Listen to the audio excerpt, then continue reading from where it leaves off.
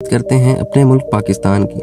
पाकिस्तान का तरबेला डैम पानी ज़ख़ीरा करने के लिहाज से दुनिया का सबसे बड़ा डैम है, जो कि सूबा के पीके में वाक़ है।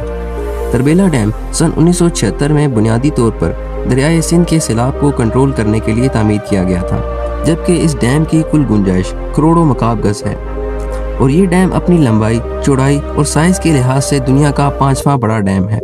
इस डैम का फ़ायदा ये है कि ये डैम बिजली की पैदावार के अलावा लाखों एकड़ की ज़रई ज़मीन को भी सैराब कर रहा है।